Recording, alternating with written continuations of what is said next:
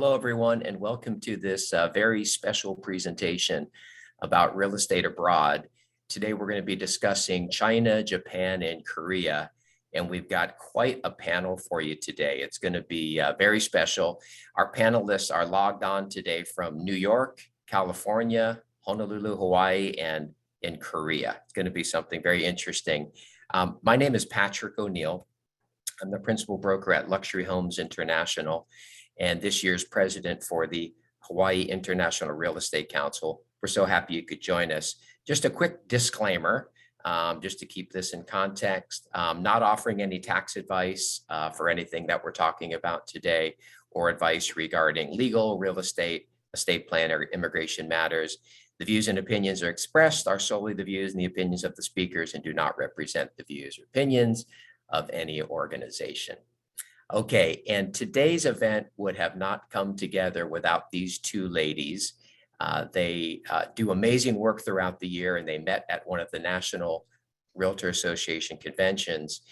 In Hawaii, we have Crystal Bisay, Director of Industry Relations with the Hawaii Association of Realtors, and Laura Halverson, Executive Vice President, Tri-County Association of Realtors.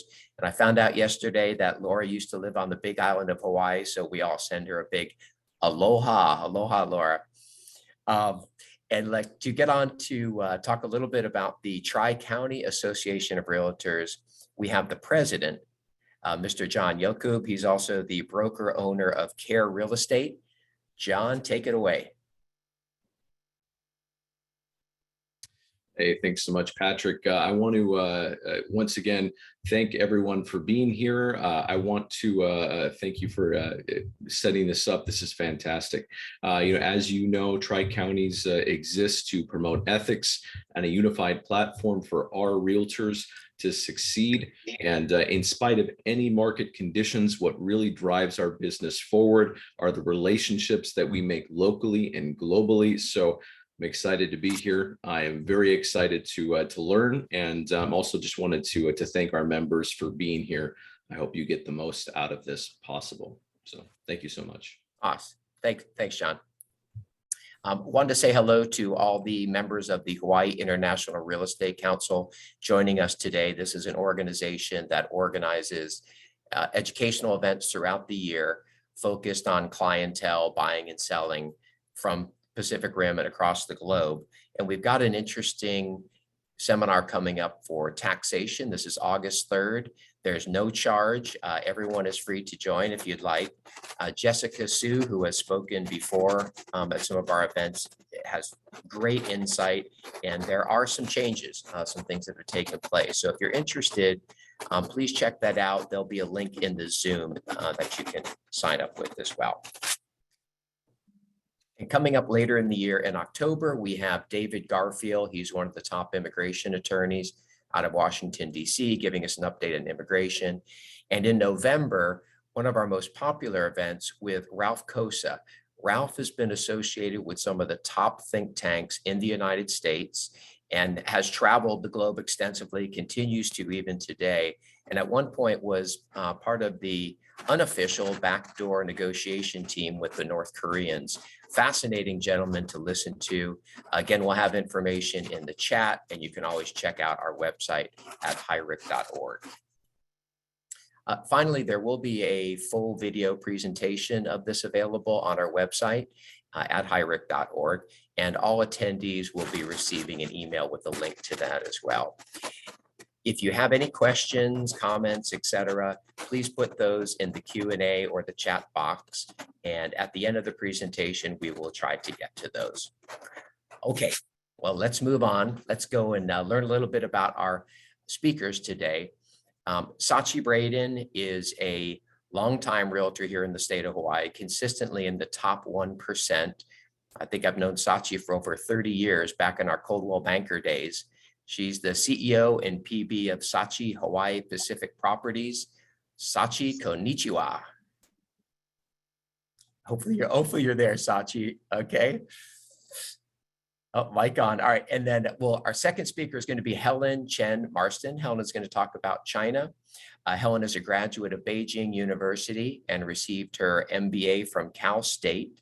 She is a top producing broker at Keller Williams, and you'll see from her resume in the chat, she's very, very involved and active with the local and National Association of Realtors, including the 2023 chairman of the CIPS, Certified International Property Specialist designation, and currently is the NAR ambassador to China, Korea, and Taiwan. Helen, ni hao.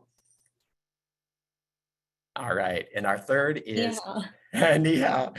And our third speaker, K Song, will be talking about Korea.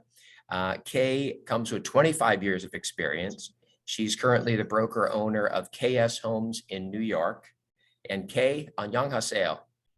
안녕하세요. Okay, and we have a very surprise last minute guest. And Eric, I'm sorry I don't have a better photo, but this is the only one that we have. Eric is joining us from Korea today. And among the many other things he does, he is the chair of the real estate department at the Korea Songsil Cyber University and a member of NAR since 2010. And he's also responsible for bringing the CIPS and the CRS programs to Korea. 안녕하세요, Eric. Yeah, 안녕하세요. Thank you very much for joining us. Okay, so our presentation today, the way we're gonna approach this. Excuse Yeah. my name is Eric, not Eric Song, Eric Park. Oh, I'm so sorry. Okay. Oh, sorry, Eric. Thank you. Thank you for the correction. Sorry about that. Yeah, so what we're gonna do today in our format, we're gonna start by looking at real estate in country. So looking at China, Korea, Japan, how things are transacted there. Then we're going to bring it back over to the US and then talk about specific issues and things that are happening with clientele here in the US. So Sachi, we're going to start with you. Sachi, we're going to start with you. We're going to talk about the general market conditions in Japan. And I think everybody on the call, we probably do understand there are nuances on the various regions, differences. We're going to talk in big generalities today, first tier cities. So Sachi, can you unmute and could you just give us a quick snapshot of real estate in Japan? Sachi? Oh, Sachi may need, oh, there you go. You got it. Can you hear me? Yes, we can. Yes, thank you. Yeah, so if you can give us just a little bit of a brief overview of what's happening in Japan in the real estate market. Okay, I haven't, as a matter of fact, I haven't been back there for 2 years and during the COVID. Right now, it's still kind of difficult situation in Japan right now. But when I was given this opportunity to talk about the differences of America and Japan, though I was born and raised there and I came here a long, long time ago, it's just things where you deal with this Asian country with the long, the histories. And then America, we're barely 200 years. And so the cultural platform itself, which we build up everything, including a real estate market and, how you get to know people, how you pick up, do the marketing in America to sell is totally different and totally based on the different platform. So when you actually compare to America market to Japan market, the one things I see is Japan market is much more simpler. The number of the pages of the boilerplate of the PC is only 5 pages. And the people who really involved in the transaction after you buyer decides or seller decides to sell, buyer decides to buy, it's basically 2 people, realtor. Well, Sachi, sorry to interrupt you because we're going to get to the buying process and the selling process. So I want you to hold that thought because that's really important. But do you want to share anything right now about what's happening in the real estate market there? Okay. The Tokyo, I'm going to choose the Tokyo because in anywhere else that it's countryside and city is totally different. Tokyo is about 14 million. It's about 8.8 million population in New York, so it's probably comparable. So right now, in about last year or so, the price of the real estate went up about 10%. And when you compare to America, you know, some of them are 40, 50% ever since the pandemic starts. This is really manageable. And I wonder why, I said. And the largest reason is their interest rate. As you know, bank to bank during the interest rate of Japan is one time minus. So right now that affect the residential property purchase loan to adjustable rate mortgage, as you might be surprised, is 0.375. Wow. 10-year, I know, we all go to Japan and buy it. 10-year fixed is 0.859, and 35-year fixed amortized is 1.308%. So that keeps the real estate market very, very stable. Very, very, 10% goes up. It's just simply because the construction material went up about 20%. So that came up to the price. And so it is, unlike America, when you compare to the interest rate in 10 months goes up to twice more. And that is all surprise. And then sure enough, this year, I'm sure you have started observing that market is slowing down. And then stats already show that the slowing down market right now.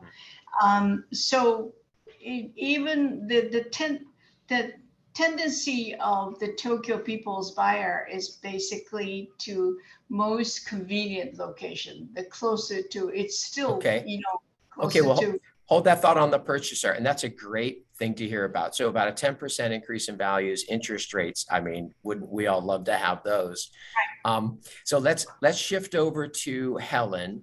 And Helen, can you just give us, and I mean, how do you say what China is doing, right? There's so many regions, so many districts, but just in a simplified conversation, what can you tell us about the China market? Yeah, everybody knows China is so big. And then so usually we say Beijing, Shanghai, Guangzhou, Shenzhen are the first tier cities in China, and currently kind of more stable right now. You know, in the past 2 years, because the COVID, the whole real estate market in China is impacted negatively, really big. And also real estate market in China more impacted by the political sector a lot of the time, and especially in the past 2 years. And we're not talking about the second layer, third, and the fourth layer of the cities. And those are now basically stopped. And then they're so complicated because the economy, the COVID, and the political influence. So the major cities, like I just mentioned, those 4 big ones, now they kind of back to positive. And then you see the price up a little bit, and then even a bank open for the conventional loans. Great. And it's interesting, some of the cities just increase a lot, like, you know, south part, the very south island, Hainan Island in China, now they have really huge increase in real estate. But I think those like a vacation places, and the people really want to go, and then doesn't matter what happened, and the people will move over there, and then that's push the price up. And also island is the biggest island in China, but still comparing the whole island, that's small space. So the supply stronger than now, the demand stronger than the supply, and then of course the price up. But it is in Beijing right now, they actually don't promote to develop more real estate over there because they want to control the populations. So before, it's easy for you to buy a house over there from the other cities, but now you have to stay there for certain years. Then you are qualified to buy. So basically, they don't want people move to Beijing because they want to control. But at the same time, if you're a foreigner over there, as long as you have 6 years or 6 months visa, you are able to buy. So kind of you have a more privilege than the residents over there. Oh, very interesting. Thank you, Helen. Oh, very interesting. Okay. And now we're going to shift over to Korea with Eric. And Eric, can you just kind of give us a quick overview of what's happening in Korea in the real estate market? Yeah. Could you show that the PPT file? Yeah, Korea. Next, please. Next. Okay, 1 second. Yeah, I just this is a simple the figure. Just as you can see that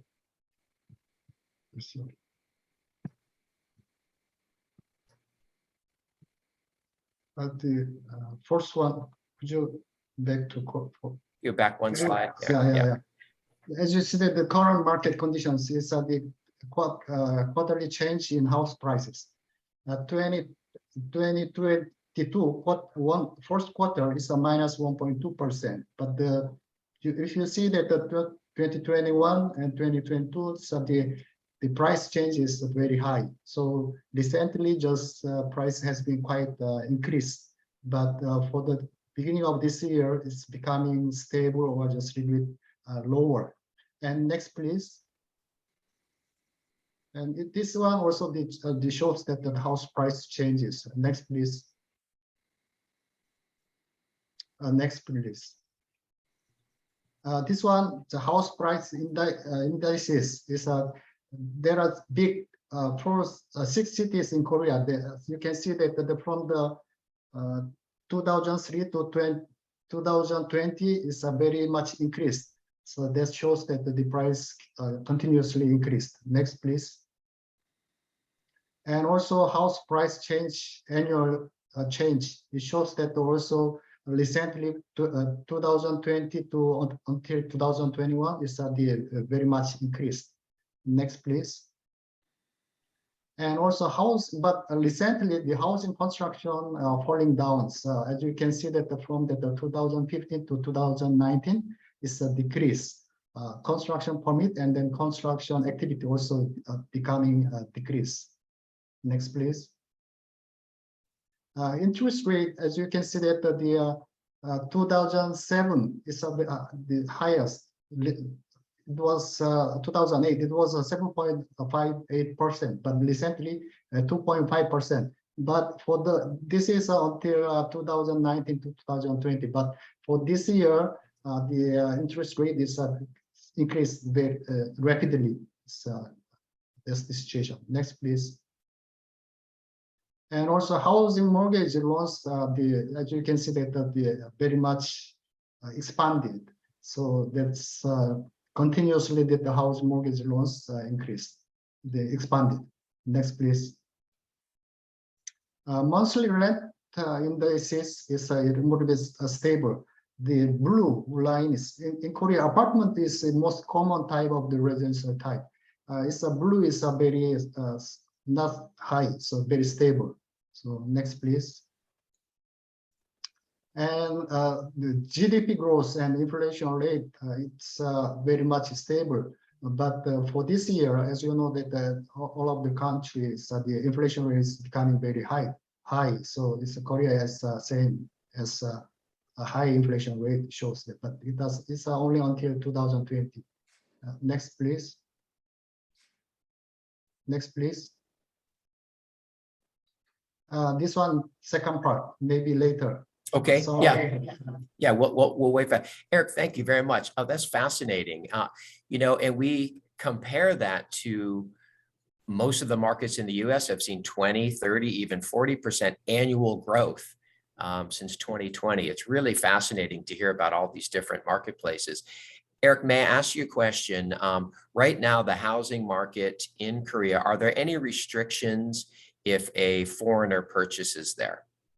The foreigner purchase is, I think, just what I understand that the most free to own, not only just a house, but also the land. most of country, they don't allow to own the land, but in Korea, since 2001, foreigners can own the land. So that's a very, just like America, it's almost like America, it's free to own by foreigners. Yes, and Sachi, in Japan, are there any restrictions on foreigners purchasing property in Japan? No, No, no, okay, no. yep, Unlike any other Asian country, I don't think there is. yes. Yeah, and Helen, how about for China? Does it vary by city? Right, and then I think most of the foreigners' investments in the large cities, not in the smaller ones. There are too many variations. So usually in the major capital cities, and then Beijing, Shanghai, Guangzhou, and then no matter what, there is no one own the land. I see. Is so meaning leasehold from the Right. government? Yes. Yes. Yeah. Okay. And Korea, Japan, most of it fee simple. Is that right? Yes. Yes. Yeah. Yeah. Okay. Okay. Wonderful. Well, thank you. That's fascinating. I learned a lot. I really appreciate that. Let's move on to our next, which is going to be buying property for nationals in that country, in Japan and in China and Korea. And Helen, let's start with you. What is the buying process like? And in particular, when we're talking about buyer's agents, do people use buyer's agents? What's a typical commission rate? Are they using buyer representation agreements? Can you talk a little bit about that? You know, I like to say we are very fortunate here working in real estate business. In China, it's totally different game. I don't think we can survive there. But I mean, the business there for many years, they managed, you know, their way. But for me, I just cannot understand, you know, because there is no like local association, state association, and then national association organization, not at all. And then there's no MLS system. A lot of people try to bring that to China, but they tried very hard and then many different ways, but not successful at all. So that being said, there is no guarantee, no anything to regulate the commission. So the commission varies depending on the market condition. For example, if it's a seller's market, buyer pays everything. And then even for sellers, tax, buyer pays for. You know, for us, that didn't make any sense, but that's happened in China. And then, so if you want to buy the property, then you pay everything. But usually maximum of the commission is less than 2.5%. And then more likely, most of the time paid by buyer. And the 2.5%, is that just for the buyer's representation No, side, for or is that total, for both? for both sides. For the whole total? Right. In China, they don't have a real buyer agent or seller agent. Everybody work together, just like the real estate company. They basically put a buyer seller together and, you know, try to make it, you know, all the way pushed to the end. And then if you are the developer, you have the dominant power to control everything. So usually they have their own sales team. They have their own model set in their whole building, and the buyer just come to their building and they show their models. And then their people just take care of everything. And even their own team to deal with the buyers. There's no people like designated to the buyer. So everybody try to talk over and to the buyer. And then so the manager have to figure out after the whole sales process done, who talked the most, who took care of the buyers the most. And Assuming that some heated arguments come up on that one. So it's not peaceful at all. So you have to be really stressful to fight over. Yes, and then the real estate, let's say agents that work there, are they the agents themselves, are they making a commission like we do here, where you make a split, or are they being paid a salary and the company gets commission? now usually combine, like you have a base salary and then have some commission. Not Okay. like over here, 2.5 and you just split with your company. That's not the way in China. So Yes. the company make the most money. Yeah. Okay. Yeah. All right. Great. Well, thank you, Helen. That's really interesting. And then Eric, how about in Korea? How does it work with buyers, agents, representing buyers? What sort of commissions are paid? Who pays it? They pay the buyer and sellers, both sides. Can you show that the PPT? Chris, can you pull up the PowerPoint one more time? Yeah, PowerPoint. Yeah. Yeah, just let me explain just what Okay. what is the question about it. So next, please. The other centralized MLS style systems, yes, but it's by private company with a non-exclusive listings. So we don't say that exactly MLS. That's one question. And then second is how is a square footage calculated compared to the US? Korea use square meters. 1 square meter is 10.76 feet. And what type of financing is available? Finance is 10 years, 15 years, 20 years, 30 years. But we have 40 years, but only for the youth family and newly married couples. And Eric, let me ask you a question about the square footage. So the square footage, if for an apartment building, or we'd say a condo here, how do you calculate what the size is? Is it interior wall to interior wall, or does that size include part of the common elements? So we use interior part. Just the interior. Inside of the wall. Understood. Okay. All right. Okay. And yeah, yes.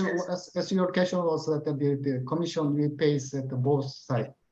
And what would be a typical commission? How much would be paid? Next slide, please.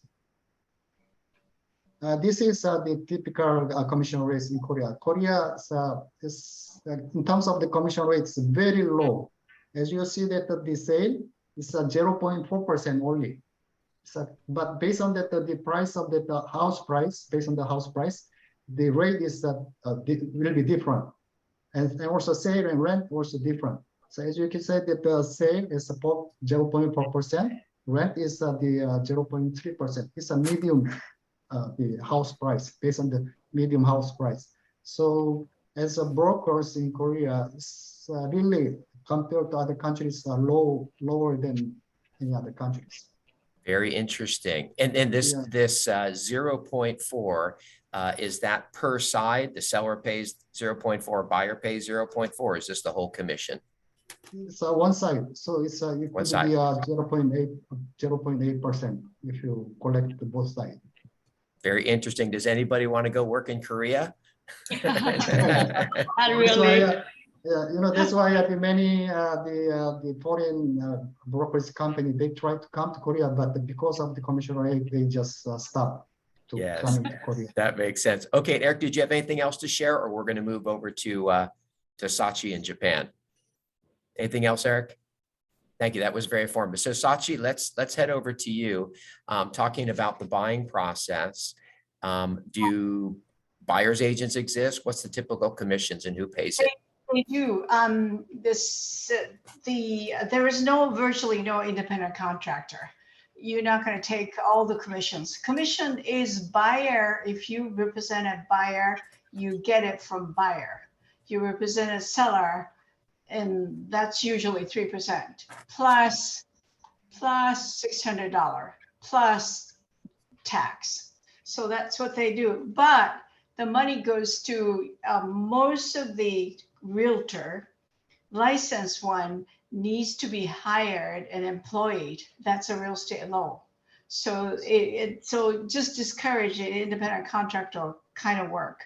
So most of the people who works as a realtor is employed.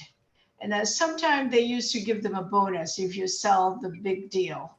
But even then, that is discouraging it because you can persuade the buyer to buy or seller to sell a little too much on behalf of their increased bonus. So most of the company, the real estate company, is My parent company is called the Open House Group. And that's basically, that's what they do. All of them works for me, and then I communicate as a referral business and stuff, all employed. And so basically, and that's what you're talking about the buyer side. Are you talking about the seller That's side? right.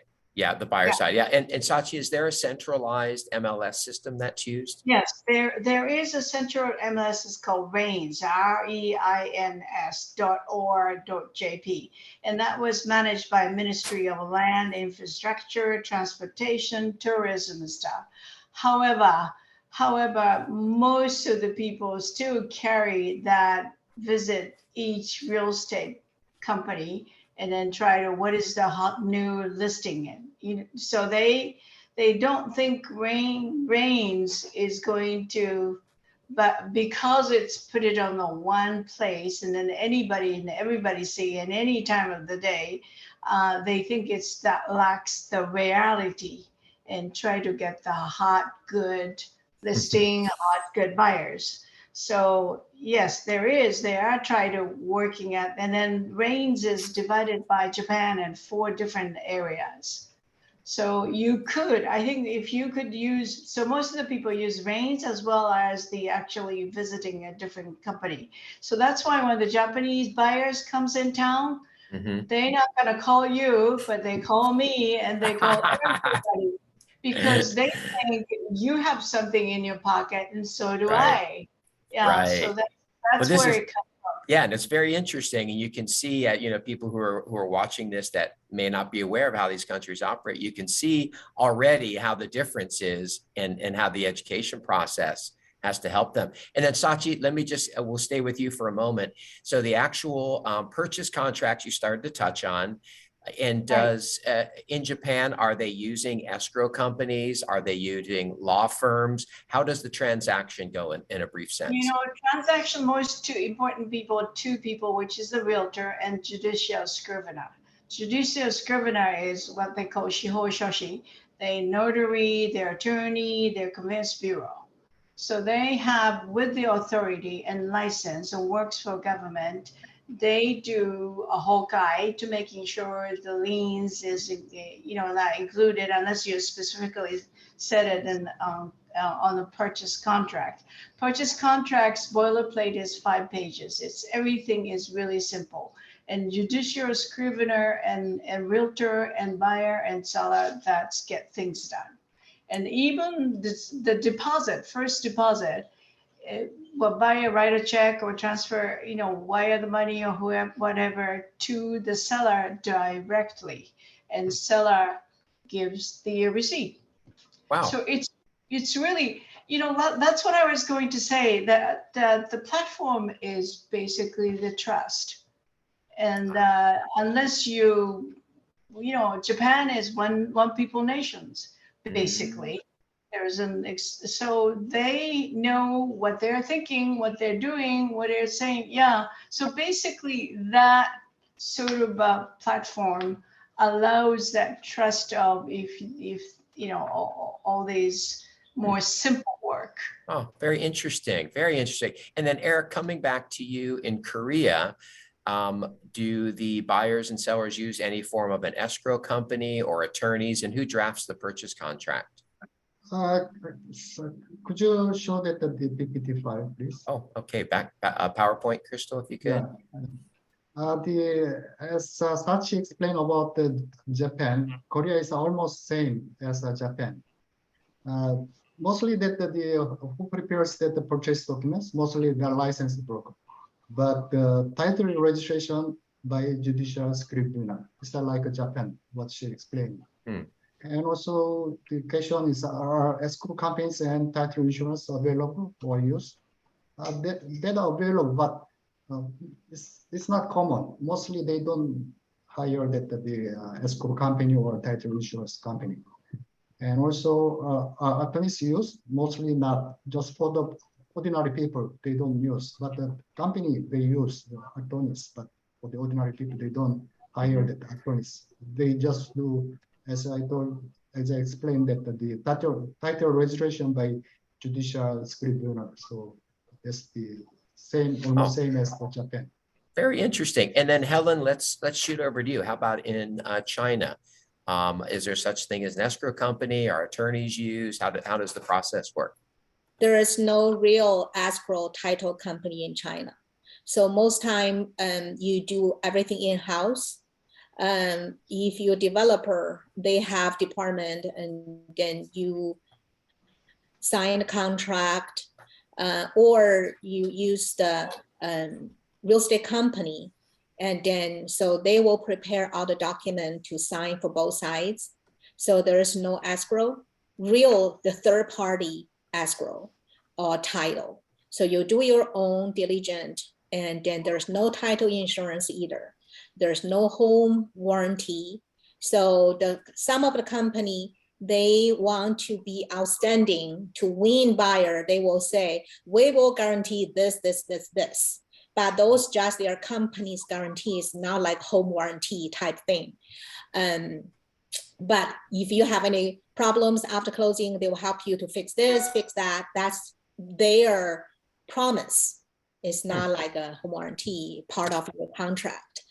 And then there's no real estate lawyer involved with transaction either. And then who would hold the buyer's initial deposit, or is there such a thing? The company.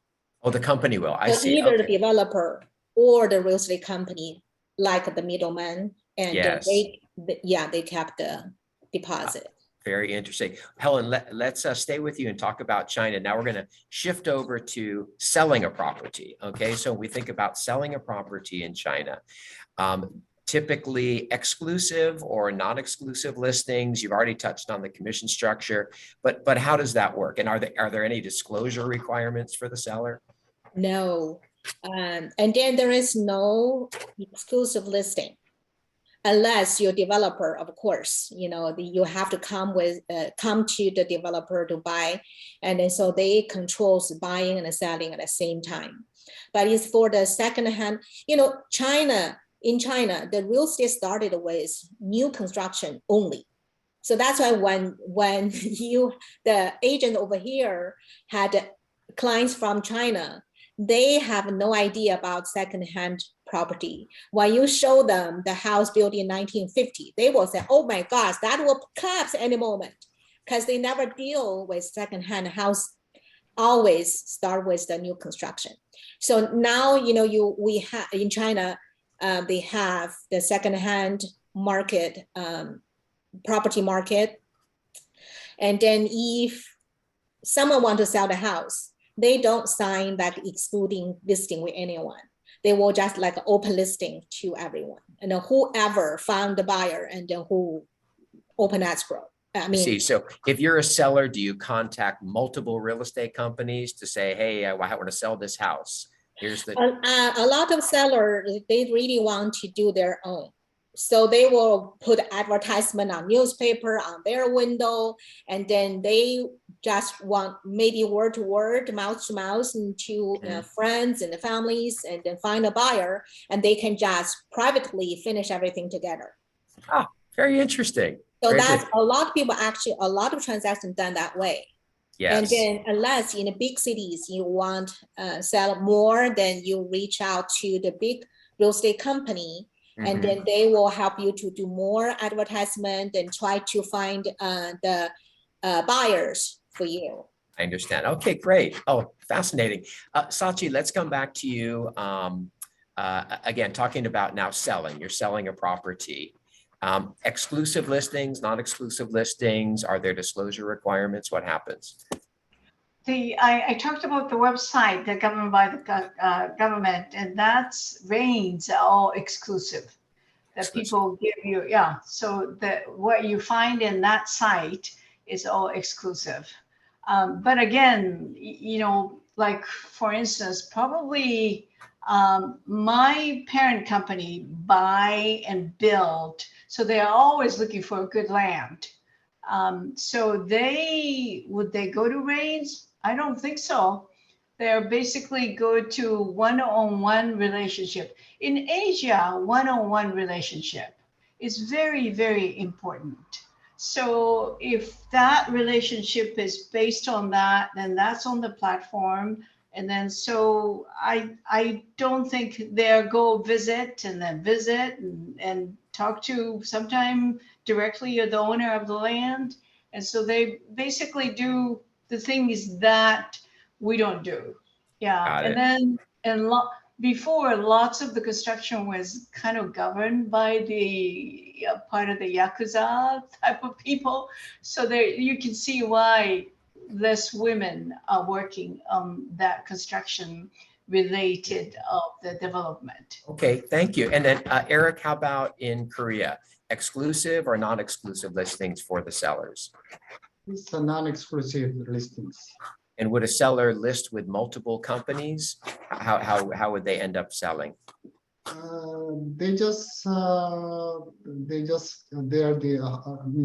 they're selling the information to the brokers. Brokers list the houses to the site, but not non-exclusive listings.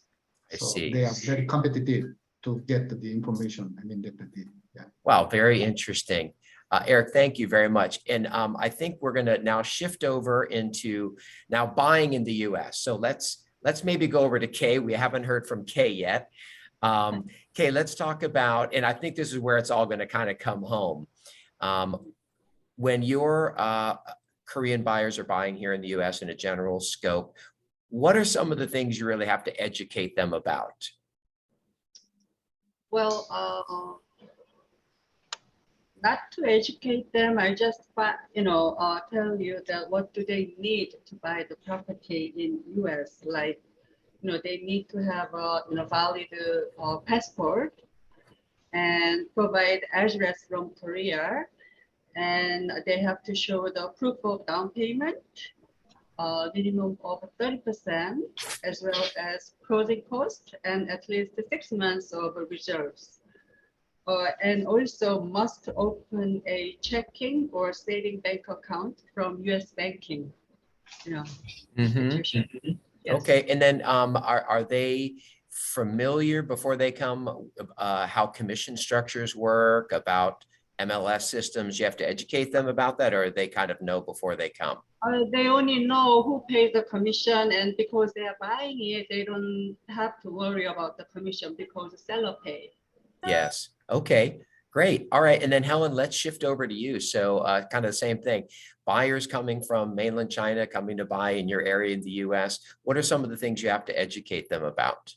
You have a lot of work to work with Chinese buyers because there's a totally different way to handle, and they only experience what they had in China. And then so they, first of all, they don't have the trust over you, and you have to really first educate them the buying process in America, and then at the same time you establish the relationship with them and then build the trust. And you have to really tell them that in US, contract is legalization document, but for them they can negotiate all the way through from beginning to the end. So that's one thing that you really pay attention on that one. Otherwise they might be lose in the process, losing their deposit because they don't believe that the deposit can be forfeited, and they thought I can get it anytime when I say no, because that's in China. It's the same thing. If you change mind by the last moment, you can get your money back, but not in US. So that have to be the number one important thing, have to educate them. See, yeah. Oh, well, that's very well said. Very well said. And then from what you see right now, clients from mainland China, and I know right now it's different for all of these countries because of COVID, but primarily cash purchasers financing. What did you see? Many of them pay all cash, but right now they understand that they do not need to, and then because now more people getting to in the real estate market to start to thinking to own, and then so they all now in thinking of the loan And then, of course, as a foreigner, is the loan process different with residents or the permanent residents? Yes, and Helen, one other question right now, what are the restrictions of someone from mainland China wanting to bring cash to the US to buy something? It has been this way for a long time that one person lifetime, you can only bring 50,000 US dollars outside of China. So that's why before they use all their family members. And then if you are owner of a business, all your employees headcount to wire $50,000 each. So if you buy over $1 million, and then I remember one time my client have to use 35 people to bring the money in. And then now I think even worse that even they say 50,000, but a lot of places they control up to 10,000. And even 10,000, you have to declare the source of your money. And I think there's another restriction. Those funds can no longer wire to one account, which is what would happen before for some of the areas.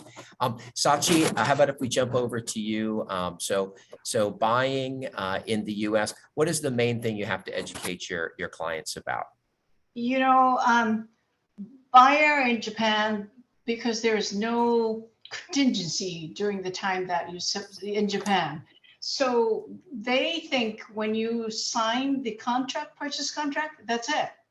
So, oh, don't you, I just bought it, right? So there's no contingency. So you have to clearly explain the contingencies, the right to cancel and or decisions of not to cancel. And then also the time frame of the contingencies. That's really, really important. As Helen said, sometimes Chinese people negotiate all the way to 11th hour. They can't do that sort of thing. It's a purchase contract is really the what you bilateral. It's not unilateral. Two-party agreed upon. So we have to show the respect to the other party if you needed you know, extensions and stuff like that. So education of the buyers are really important, and there's no restriction of how much money you can wire from Japan. So Okay. as far as the done deal is done, they have money, they can send it. But Japanese people's complaint of the Hawaii houses, it breaks so easily. Yeah, so that's the claim. Okay, well, thank you. That's good. And Sachi, let's stay with you and let's just talk. And we're running out of time. This is just fascinating. You do this for a couple more hours, but selling process in the US. So kind of the same question. You have someone from Japan. What is something you need to educate them about that's different here? And then secondly, I'll just throw this in. Do you generally do any translation for them, or do you send them to someone else to translate documents? You know, if they're buying at new project in Howard Hughes and places like that, there's just a thick, it's not purchase contract we use. So I hire the attorney to do the not page by page, but the content and red flag matter that they should really know where the money is going to be spent and stuff like that. I will do that. The purchase contract, sometimes we used to do this translation, but translation is more confusing for Japanese. So we explain, and if they really needed help, then try to use the Japanese speaking attorneys. Yeah, that makes sense. Mm-hmm. Yeah, the only thing is what we need to do is that at the closing time that you have to pay plus the tax, plus the escrow fee, plus the title insurance fee. A lot of things add up, and then those are the things that it's better to let them know ahead of time, because rather than later on the last minute, hey, you need more money, you know. So, and then for selling it, explain if they're, oh, I bought 1 million, then I can sell at 2 million. And so I make a 1 million profit. No, withholding tax, we have to. FERPTA, HAPTA, that they have to explain, I have to explain it. And even like right now, the yen 110, now 138 or 139. So it's about 25% more. So they said, "Ooh, I make money," but you have to consult your CPA. Yes, on the other side. Okay. So there's no surprise. So that making the different items no surprise and explain it ahead of time as Very much as important. possible. Okay, thank you. And Kay, how about when you're working with the Korean sellers, what's some things you need to explain to them? What's the thing they misunderstand? Well, if they sell, there is a prepaid penalty. So a lot of foreign national wants to pay off the mortgage first or second year, but with this program, they must hold the mortgage and pay minimum amount for at least 2 years. Most of them they pay cash, but nowadays they know they can get the loan, and they need to know there is a penalty. Yes. Are they getting a loan in Korea and bringing the funds, or are they getting a loan here in the US? No, in America. In America, got it. Okay. And then Helen, how about for you when you're working with your Chinese clients? What are some of the things you really need to explain to the sellers? Well, the first thing you have to explain all the closing statement. You tell them estimated the closing will be, what items need to be paid by seller. That's very important. That's when you do not have the last minute surprise. And then the main thing along those closing costs is the tax. They don't understand. You have to really educate them that the withholding is not the government just take away. Because in China, telling people say, "Oh, if you in America, if you buy, and then the American government will take away a certain percentage of your sales." I said, no, that's not true, because you do not have a social security, and then they worry about you have the capital gain, they just run away. So they will withhold a certain amount until you file your tax return, and then they will return the money that you earn by yourself. It's not, just take away by the government. And that's really part. And also you have to find a good CPA that help you to do that, because not all the CPA does that.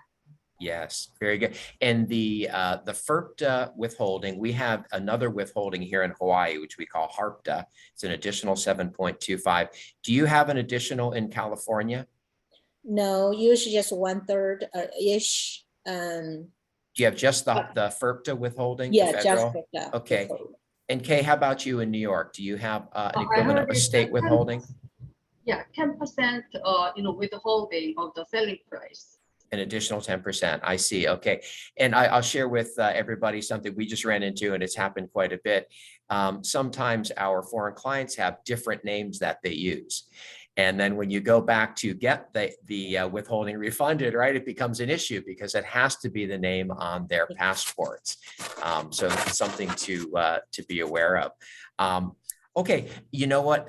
This is just absolutely fascinating. I would love to keep talking about this. We are unfortunately kind of running out of time.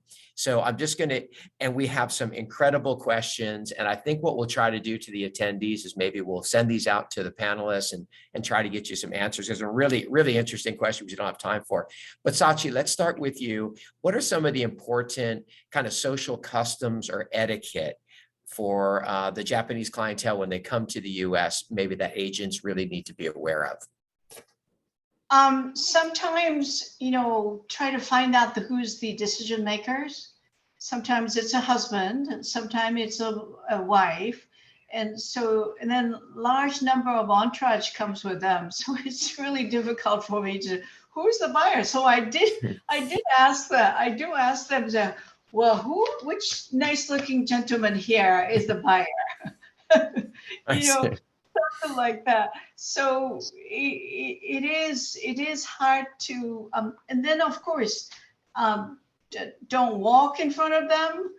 First, you just let them go. But may I lead? You have to tell them when you walk in front of them. So especially the older gentlemen, yeah, they're still very, particularly Korea. I think it's more men. Men's are much more. Men and older people are much more important than the others. So don't you dare walk in front of them. So I feel kind of uncomfortable walking in front of them unless yeah, especially going and climbing up the stairs in the house and stuff. Would you like to go up? Oh, inside Yeah. tip there. Okay, so etiquette. Don't walk in front of the Japanese male customer. Okay. Yeah. Oh, Okay. that's interesting. Kay, is there any sort of special etiquette, manners, anything that people should be aware of when they're working with clientele from Korea? No, not with Korean. I always, hear with the Chinese, which Helen explained. I see. Okay. Well, let's go over to Helen with that then. Helen, is there any sort of customs or special etiquette, social manners, anything that agents need to be aware of when dealing with clientele from China? Well, usually we always respect the elders, and then it still does right now. But it's kind of a change a lot right now. And as Seth mentions, it's very important to find out who are the decision maker. That's very important because some of the youngers, when they purchase their homes, and then usually the parents help with the down payment. And then so most of the time you have to make them happy, because sometimes because the young people, what they like is different with what the elder like. And then, but elders make the final decision because they have the money. And then that's very important. You don't want to double work and always your time. Yes. Oh, that's wonderful. And Eric, is there anything you want to add to that conversation when Korean nationals coming to the US, anything that we should be aware of from a social etiquette standpoint or manners? As Helen said, I think it's more or less the same as that the old people mostly they decide to choose the house. Yes. All right. Well, hey, everyone, I am so sorry to report that we are out of time because this has been absolutely fascinating. Cannot tell you how much I appreciate, and everybody does, of all you participating. Sachi, Eric, Helen, Kay, it's been a pleasure meeting you all. And I hope we get a chance to do this again. It's been wonderful. And again, thank you to Crystal and Laura for organizing this event. That's it for today. So stay safe, be healthy, and from Honolulu, Hawaii, aloha.